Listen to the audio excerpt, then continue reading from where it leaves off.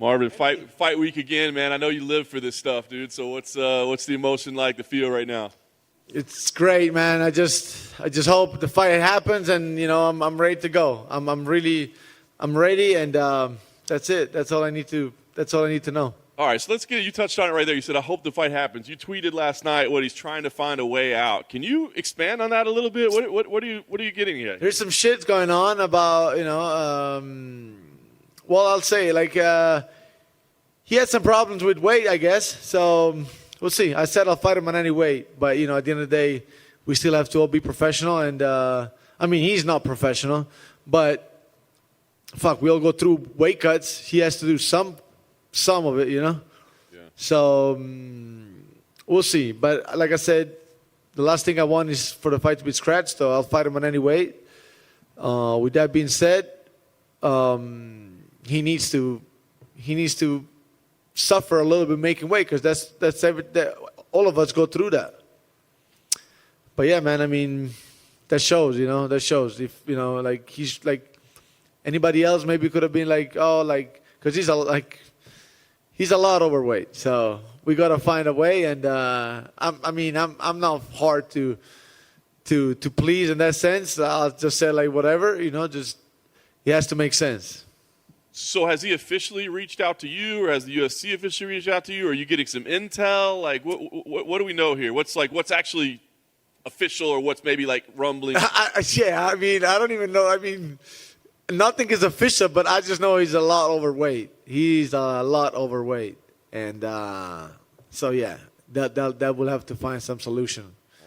When you say any weight, what if he comes back and says, "Let's make it a 205 fight"? I said yes, let's do it at 205, but. We'll see. We'll see if he can. If he can do a little bit better than that, because he should be able to do a little bit better than that. But worst case, I said, yeah, he's still fine at 205. Wow. Have you had a chance to physically see him yet? No. And it's hard because he's probably that fucking big. I should have seen him. All right, that took me a second. All right, so listen, we talked before last time, obviously, emotional fight week last time out. This time, you're not seeing the guy. You're not going to be able to interact with him. You're not going to be able to do anything before Friday in the face-offs, hopefully.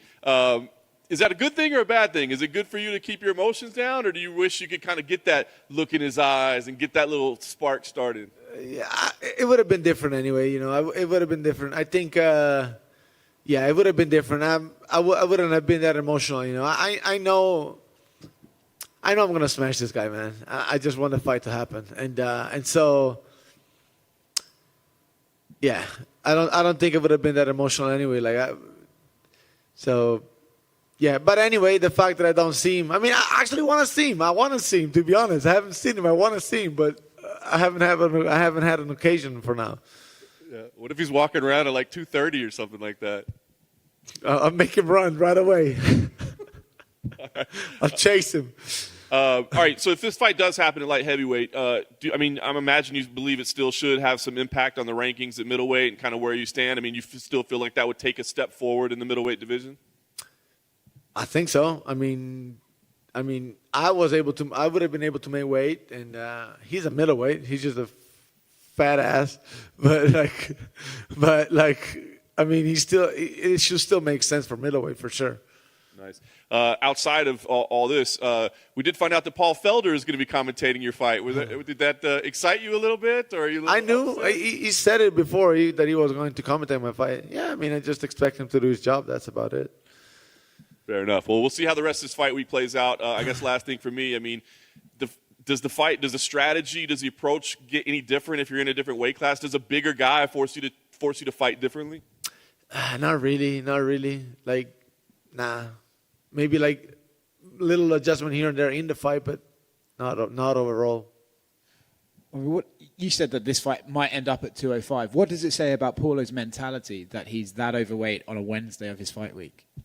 I don't know what to make of his mentality, man. So many things could have been made at the same time. It could be the whole fake confidence, and I got to expect him the best version of himself, even though his weight is not good. I haven't seen him. He hasn't been posting much. I haven't seen much of him. So I'm still expecting the best version of himself, and I'm ready still. But, I'm not going to let this pre-fight tension and pre-fight like readiness, like go, in a sense. I'll be still ready to face the best version of himself. It's kind of a bad sign though, right? If he hasn't fought in a year and then his first fight back is he's apparently unprofessional, doesn't do a good sign for his mentality, right? It could, yes. I mean, it's kind of hard to deny that, but at the same time, I can't let it get to my head. Oh, like he's not gonna be ready, this and that. No,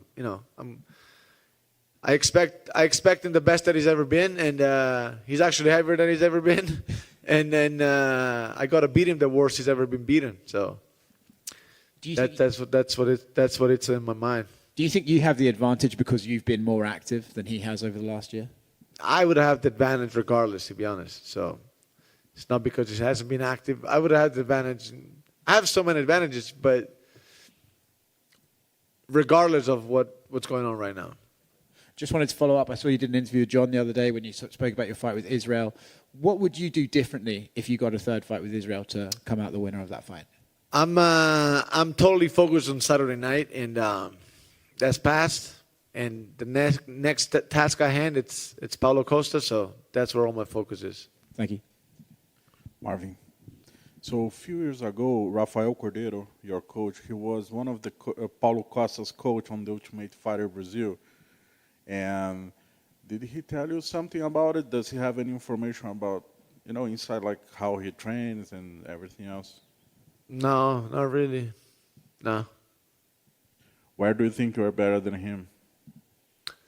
I'm just superior as a striker, as a fighter in general. Like, he has a couple things he's good at, but he has a lot of holes. And I'm going to be able to pick him apart. I'm going to be able to read through whatever he does, and he's just way more basic than what I am. And so, with that being said, he's still dangerous, but I'm way better. Last one for me.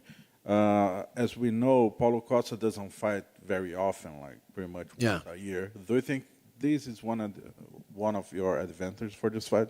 Like I said, that's one of the advantages, but I got many more, to be honest. With that being said, still, I want to believe that he's going to come out the best that he's ever been. So he's still dangerous. He's still a dangerous fighter.